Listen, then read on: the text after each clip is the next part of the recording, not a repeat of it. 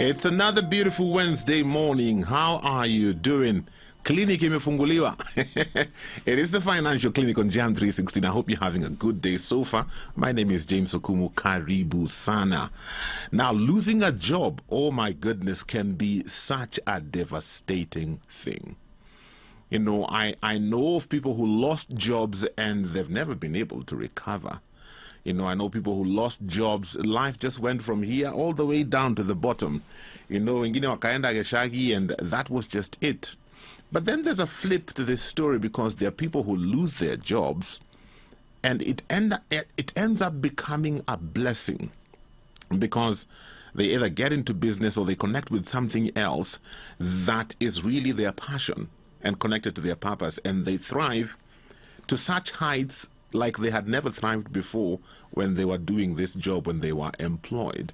And so today we want to look at thriving after a job loss, because a job loss is not the end of the world. You know, my friend keeps telling me that they can take away your fruit, but they cannot take away your fruitfulness. And I think sometimes when we lose a job, we feel like we've lost everything. But you still have the skills, you still have the wisdom, you still have the capacity, you still have the capability. I think sometimes we are so focused on the job setting because, hey, that's how we were brought up, that's what we were told when we went to school. So many vijana, muongeze bidii, mwisho wa kusoma mtapata kazi mzuri sana. Most of us are conditioned to be employed, and so when that is not there anymore, we can't think beyond that, and we don't know what to do with the skills, with the information, with the wisdom that we have. And so today we want to look at thriving after a job loss. I have an amazing guest. Oh my goodness, she is a farmer on fire. And she'll get to tell us her story, how she lost her job and what she did after that. And I know that this will inspire you. So do me a favor. If you know somebody who's languishing somewhere because they lost a job, you have a friend who lost a job and they've been having this pity party and thinking it's the end of the world, call them up for me and tell them to tune in and to listen in today, because I can guarantee you today's story will inspire them. There's still a lot more they can do. They are healthy, they are strong, they have a brain that's working, opportunities are all around us. So we'll get into that discussion in the next short while. If you've lost a job, you can also share your story of how that went for you. 20316 SMS line, WhatsApp number 0786 316 316. It is the Financial Clinic. Today we are talking about thriving after a job loss. And I have an amazing guest with us via Zoom this morning. She is a farmer on fire. Wagari Kuria. Wagari, how are you? Yes. I'm good. How are you? I'm very fine. Thank you so much for agreeing to be my guest today. We can't wait to hear your story. So let's go back to the beginning. At one point you were employed. What were you doing? Yes, so I followed the path that mom taught me. You go to campus, you graduate, you get a job, you get a husband, you get children. I followed that path, got the job. It was actually a very good job. I was in senior management, being paid upwards of 200K. Then you're being told the president has decided, because of other factors, to cap the loans at 14%. So that meant that the industry that I was in saw us as a risk. I was in the real estate industry. They saw us as a risk, and they could no longer fund our projects. That meant that we were redundant, and in turn the workers were also redundant. So because we were in senior management, it was the first in, you know, that HR thing. Yes. The people who were employed earlier started going, the people who are down started going. Senior management, I felt like they were the ones who were fired the last. So the day came and you get your pink slip and you have to go home. How long had you been working? I'd been working for 7 years. Ooh, so ulikuwa umezoea yako kamshahara? Life was good. I had been accustomed to that lifestyle, but I am from the village, so I'm not that exorbitant. But you know, the culture of waking up and going to work every day, and someone is worried about where your money will come from. Yeah. Yes, that part of the culture I had been used to. but I didn't have that lifestyle. Okay, so I'm just wondering, when you actually got the news for the first time that you're going to lose your job, what went through your mind? What emotions did you go through? So the first one is pride. Is not me. Those people are getting fired. Yes. What do you mean? So that one. And then the other thing is I'm very valuable because I was working 24 hours. My husband complained the whole time. We are on holiday. It's a Sunday. It's church time. My phone rings all the time. Yeah. He would wake up to tell me, please pick up your phone. Then I'm like, my phone is not ringing, because that was how much my job was at a demand. So I felt there is no way I'm this good at my job and I would get another job. Yeah. There was a pride issue going on of, I'll be rehired like this. Yes. You know how many people want to coach me and talk about coaching me every day? So that didn't happen. That didn't happen. Oh my goodness. By the way, I know that feeling. I know that feeling because I've also gone through that kind of a situation where I'm thinking, you wait and see. Hata mwezi haitaisha. In fact, I'll have different offers to choose from. Where 1.5 years later, nothing had come through. So for you, how did you handle that period when you're realizing now that, okay, I thought I would get offers by now, but it seems like nothing is coming. How did you handle that period? I went into depression. It was very sad for me, mostly because my identity was tied to my job. If I was introducing myself, I would drop names and titles and labels, and that was kind of who I was. So now coming into terms with who I am now was very hard for me, and so it was a very sad time. I could barely get out of bed because I was even sasa hata ninaenda wapi. I lost both of my friends as well, and then because of course we were living on Kiambu Road, but we were building in Kitengela, so we had to move. And this place, no one just shows up in your house. So I was also very lonely. I was alone. I didn't have anyone, just my babies were keeping me company. So it was a very hard time, I'd say. How did your husband handle it?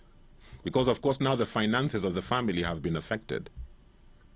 Yes. So it was now up to him. He had to make sure that he's sorting everything. I had a loan from Barclays on top of everything, so I'm at negative.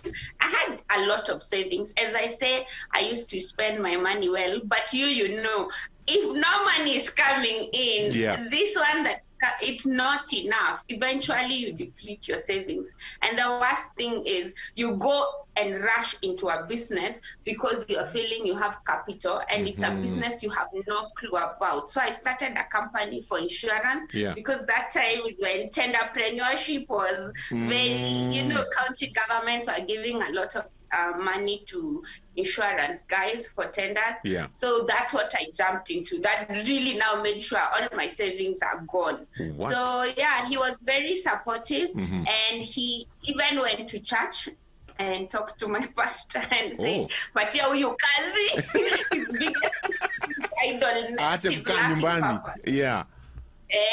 What did the pastor? What did the pastor say? Pastor said, welcome. Of course, he didn't say those words. He just said, my wife, he is good in corporate things. So if you would have a volunteership position, so I was put into sponsorship of kids camps that we would have every holiday. And so I would just call companies. Hi, how are you? I work for Mavuno Church, and I would like to entice you in an upcoming meeting. Would you like to sponsor us? And we'd get ice cream, we would get noodles. It was so much fun. Wow. And that piqued my spirit. Because when your spirit is down, you also attract bad things. When your energy is up and you're feeling more like yourself, you are able even to wake up in the morning to just find luck everywhere. But if you're just thinking darkness, you also attract darkness. Very So true. the first thing is not looking for money. The first thing is, how do I raise my energy? I love that. And there's something you shared earlier, which a lot of people go through when they lose a job. You said your identity was tied to this job. And now the job is no longer there. The titles are no longer there. The friends are no longer there. I mean, how does somebody deal with that? Because I think that's one of the hardest things, and a lot of people crumble because they don't know how to deal with that. Suddenly, you're not important anymore. Suddenly, the calls are not coming in anymore. Suddenly, when you start calling people, they don't receive your calls. Wanaona namba yako, wanaona, hii ni shida tupu tu inakuja upande yangu. So how did you get out of that, and how did somebody deal with that? Okay, so I live in Kitengela, and there are a lot of Maasais, and us as other Kenyans, we always wonder, this guy has this much land and he lives in this simple life. He doesn't care about drilling water. He doesn't care about so many things. And we wonder, why are they not looking for these comforts of life? The thing is, they don't want to be attached to the comforts of life. They want to sell a plot today for 1 million, and tomorrow they're back to their lifestyle, because their lifestyle, it's not tagged to who they are. So they are easily going back to their natural self so fast. And I thought that was a lesson we can take, that because we want to be associated with the big car, but the Maasai will ride the car for a month or two and say, hii kitu inani stress, inakunywa mafuta, mi nataka inakula nyasi, I don't want cars that take petrol. Yes.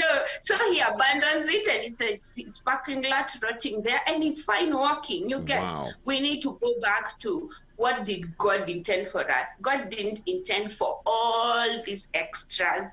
So even if we have them, we need to know that we are good enough when we go back to who we naturally are. Yes. Wow. So how did you connect with what you're doing currently? Okay, yeah. So as I was working in the church for 2 years, there was a summit that was coming up, and someone was encouraging us to do what we love. Oh, actually, how I got into farming is, things were bad now. Now yes. I'm just realizing, so at least tutapata unga, lakini mboga, I need to go to Kitengela, and Kitengela is very far from where I live. Yeah. So I saw the distance, the cost, the everything. So I figured, let me start a kitchen garden. I know how to grow sukuma wiki. Yeah. So I started my own, like a bed, a very small size of a bed, and I would plant my sukuma wiki and spinach. I actually didn't even buy the seeds. I went to my neighbors and told me, ukinitolea ikichwa, yours will still come out again, and I can go and plant this top part. Yeah. It will get roots. Happened. Wow. So zero cost. I went, and then we only own an eighth, so we had built on everything, and the rest was just being occupied by a lot of things in construction. So I went to my neighbor's lot. He would come every so often on the weekends to see what is happening to the area, and so I'd go and introduce myself. Hi, my name is Wangari, and I would like to farm at your plot, fence it out, and check, and this is the value I'm giving back. Wow. I'm checking for you so that it's not grabbed. Yeah. I'll be giving you updates about infrastructure. You don't have to come all the way. I'll be sending you photos. What? So I had to make sure nimejitetea wasiniambie they are listening. Wow. Wow, yeah. That's interesting. That's taking initiative. This morning we are talking about thriving after a job loss. And if you have any questions for my guest today, you can send them in via SMS. 20316 is the SMS line. WhatsApp number 0786 316 316. We'll get to find out, did the neighbor agree to allow you to farm in their space, and what happened after that? As coming in next, Financial Clinic, thriving after a job loss. Today we are hosting Wangari Kuria, sharing with us her transition. She had a nice job, good job, my friend, and she lost the job, and she's telling us she almost sank into depression and how she was able to come out of that. So Wangari, back to you. So you talked to this neighbor. What was their response? The response was yes. It's such a long way to come out here. So if I have a contact of someone I can be asking, or someone who can be telling me, stima inakuja and apply meter, Yes. So they were actually very joyful for the opportunity, and it worked out. So I did that to 3 guys, and now I have 3/4 of an acre for my own farming. Yes. So what did you start farming? So as I was farming my own sukuma wiki, I realized I had surplus. So I started posting in the WhatsApp security group, and people are like, this thing, it's rare huku Kajiado. No one farms because everyone has a perception that no one will grow. Nothing will grow in this dry place. So when they would come and they see green, and they would get that hope. So eventually I started scaling up and selling to my neighbors. So basically that's what I was doing. I started selling to my son's school, and I started delivering in church, and Farmer on Fire was born.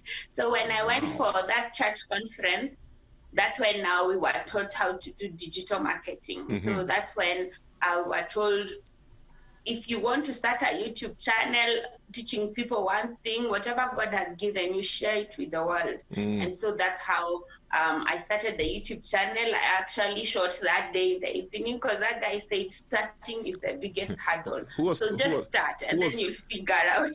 Who was that guy who was teaching? Was it Richard Njau? Yes, Esther. That's I knew it had to be him. That's the message he's been preaching for years. I knew it. Wow. So you took him seriously? Me, I was up on front line listening to everything. So in your first video, what did you say? What did you tell people? I just said, hi, this is my farm. This is what I do, and this is what I'm farming right now. And there were so many views. I also showed them a greenhouse that I made with my own, on my own. I showed them my mushroom house that I made on my own. Just the people feeling that you don't need so much capital to start something. Then they were like, oh, this is interesting. So people are very excited. Wow, you mentioned mushrooms. So you're also doing mushroom farming? Yes, I am a mushroom farmer, a strawberry farmer, and a greenhouse farmer. That's what I focus on. Wow. What do you call mushrooms in your mother tongue? Makuno. Wow. Yes, how did you get into mushrooms and strawberry? Because ulianza na skuma. Yeah, so what prompted you to look into other things you can begin to grow?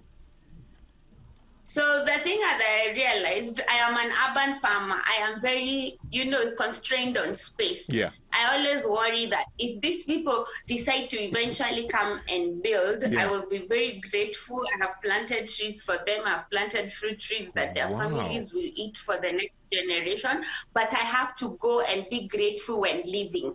But at that, I have to think with what I own. So I realized I am an urban farmer, and so many people have the same challenge of urban farming. Yes. So I realized I have to think in that mind of very small spaces, trying to produce food in very small spaces. And that's why people take advantage of the people in the urban areas by giving them food from the sewage line, because they know they have that one constraint. So I have to think of something that will make me money, and it's being produced in a very small space. So things like strawberries can be produced in a very small space, and a punnet, which has around 22 pieces of fruit, will go for 200 shillings. So I'm looking also for value for money. Sukuma wiki ya 40 bob nitashika hivi.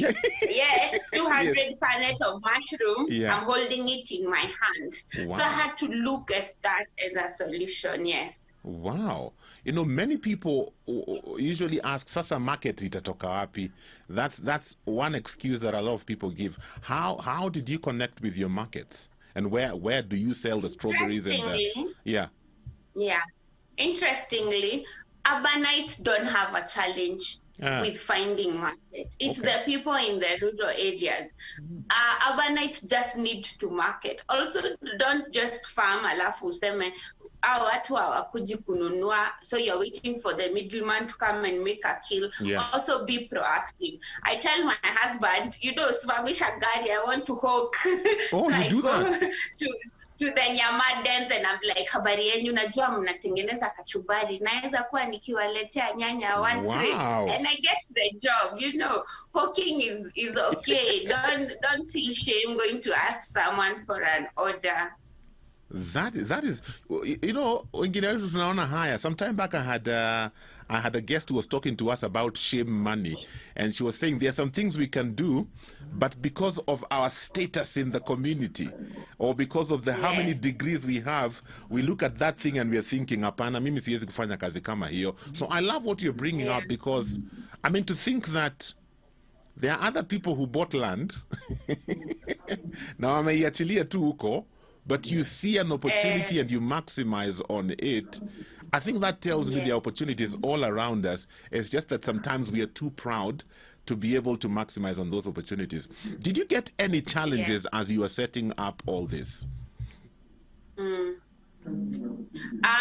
challenges were lack of modern information. I really struggled because I'm self-taught, and that's what I don't want people to go through. That's why I started my online courses, my hand-holding mentorship projects, because I don't want you to go and figure out there is a pothole there, there is a hole there, there is no. I want to tell you, ukienda, turn right when you fika 100 kilometers, turn left, you know. And for me, I didn't have many people, because at that time farmers were not very much into the trainings. So I had to teach myself. But I had Mzee, who was a neighbor of mine, very old Mzee, he's called Mr. Mashanga. And I was pregnant at the time, just bored.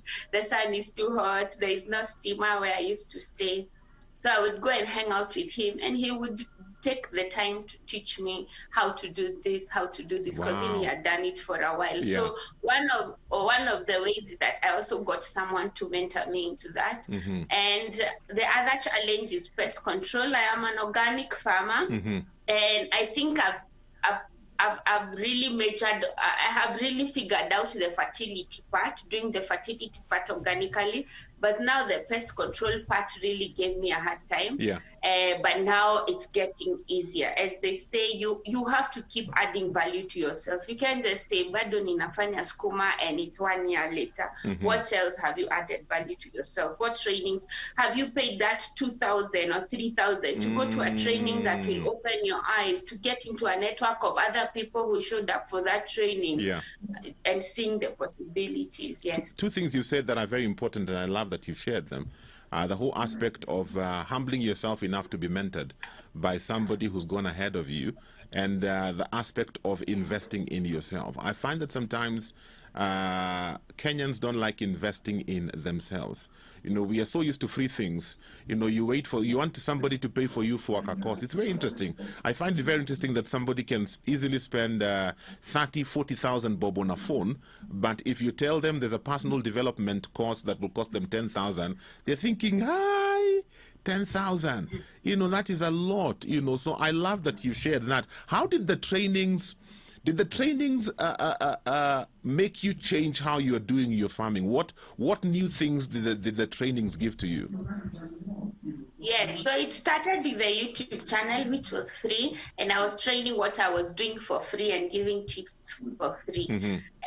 So whatever I was doing it extra. That's the thing when you're training to teach others. You want to get as much as possible. If you go to, let's say, see another farm, you want to ask as many questions, because you know there are people you're feeding behind you. And for that, even the experience is much more impactful. Compared to you're just sitting in a class and you're saying, si alisema atatupatia notes. But if you know, there is someone who will ask you, niliona ulienda training ya Yara. What did they say? So it makes the experience much more better for you first. Okay. How many subscribers do you have so far on your YouTube channel? I have 2,000. Wow, that's impressive. That's impressive. Thank you. Wow. Now watu wa subscribe tafadhali. Lazima wata subscribe. What's the name? Farmer on Fire. Farmer on Fire. Farmer on Fire. Yeah, make sure you go to YouTube and look for Farmer on Fire and subscribe. You'll be able to get some stuff that will help you. If you have any questions, for me about learning and training is that because we get to that point where we feel become a guru now. What can this person tell me? For me, it's always, if I learn one thing from this book, if I learn one thing from this, for me, that's value enough, because we can get to that attitude of whatever she's saying, I know already. Yes. But pay attention. You will get one extra thing, and your day or your hour won't be a waste. Very true. Do you have any questions for my guest today? 20316 SMS line.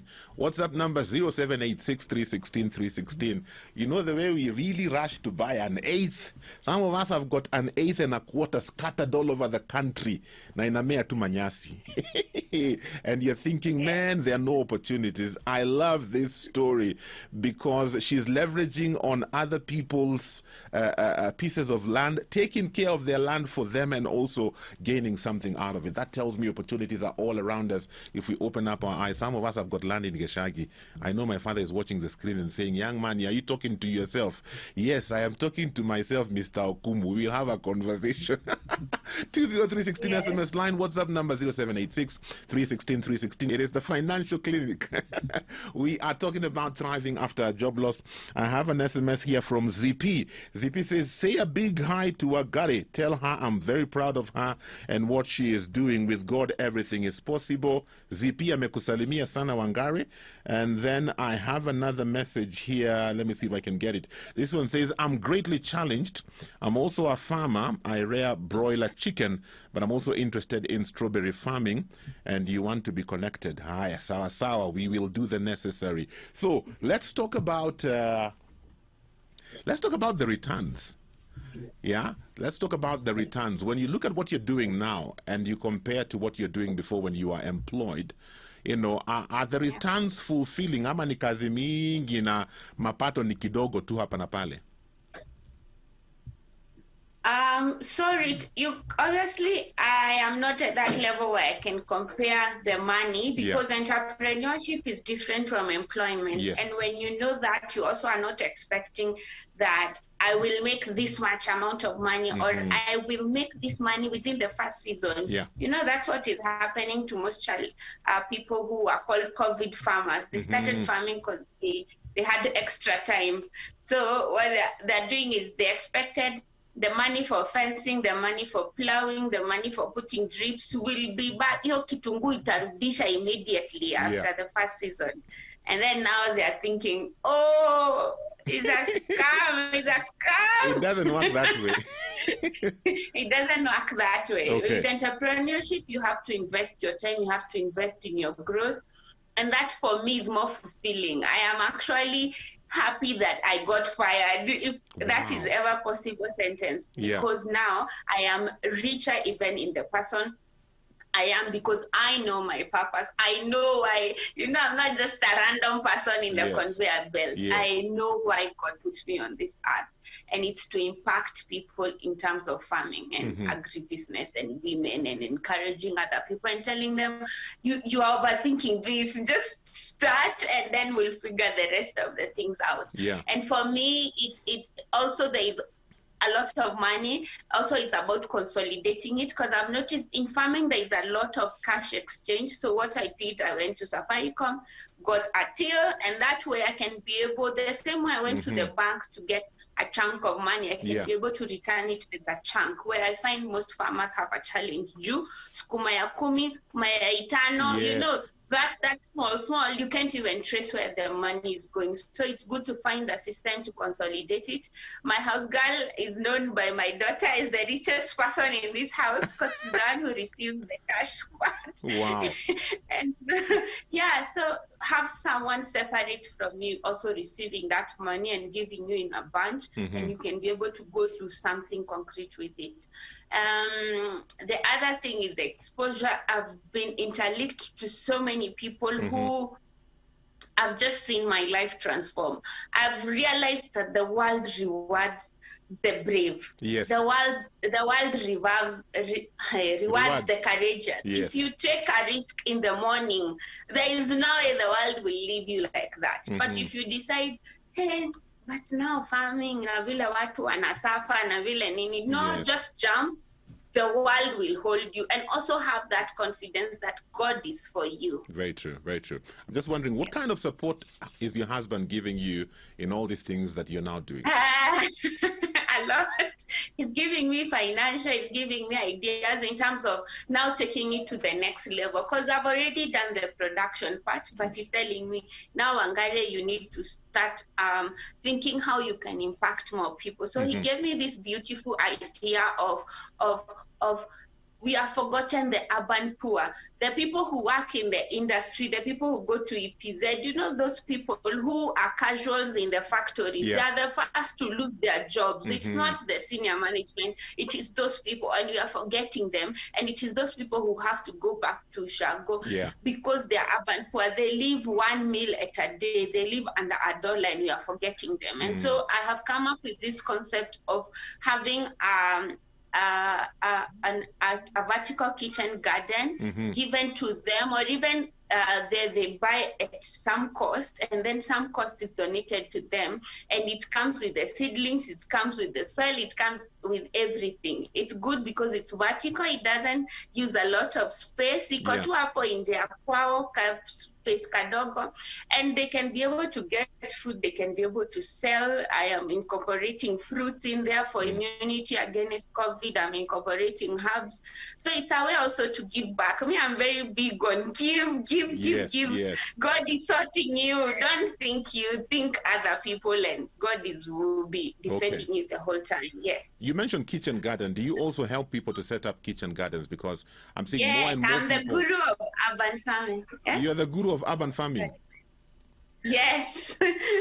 So kitchen garden is my thing. I want people to plant everywhere. I want people, hata ukipata kijiko unajaribu kuona kama, trial and error. I want people to, because let me tell you, if you plant lettuce or dania in your flower pot, do you know you'll have pressure to eat it? Utawacha iende to waste. You'll be like, hey, with all that hard work of watering every day. So it encourages you to eat healthier. You get when you're thinking nini nitakula, then you remember, nilikuwa nimeweka sukuma nje, si wacha I try my own sukuma. You get so it makes you eat healthier. So yes, I'm helping people with setting up of their urban gardens. If you have a little bit of space in your, because Kenyans, we love balconies, we love a little bit of backyard, but we never use it. So transform that backyard into a profit-making balcony. Watu wanaekaga broken furniture. That thing really makes me mad. You have such a beautiful balcony, and it becomes a storage area for broken furniture. Anyway, looking forward, where do you see yourself with this? What plans, what vision do you have 5-10 years from now? Where do you see yourself? In 5-10 years, Farmer on Fire will be a decision maker in terms of policy. I want to really push women on the foreground. We all know our mothers were farmers. My mom was a farmer, but I never saw farming as a career because she never made any money. It was for her own subsistent consumption. And so I want them to come to the forefront because they are there in the agricultural industry. Like me, I struggle to find peers who are female because everyone that I see around me is male. And so I want, they are there. If you go to a field right now of flowers, 80% is women. So women, we are already in the agricultural space, but I want them to come to the foreground. I want them to give us their opinion. I want them to let us know how better can we make this country of ours. Very true, very true. I have a message here from somebody in Embu. They're saying, let me find it. They're saying they've already subscribed to your channel, and they're learning how to make homemade tomato sauce.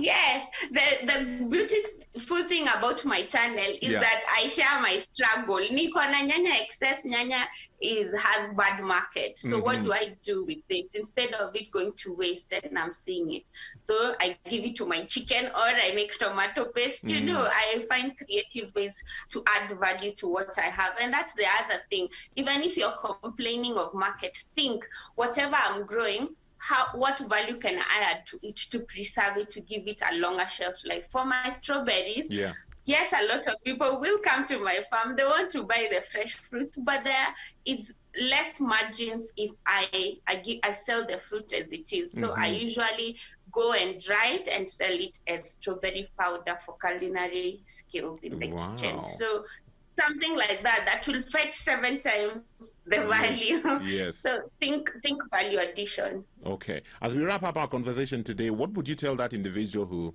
lost their job this year because of this pandemic, and probably they've been wondering what to do, they've been having a pity party? How can you encourage them today? So the first thing is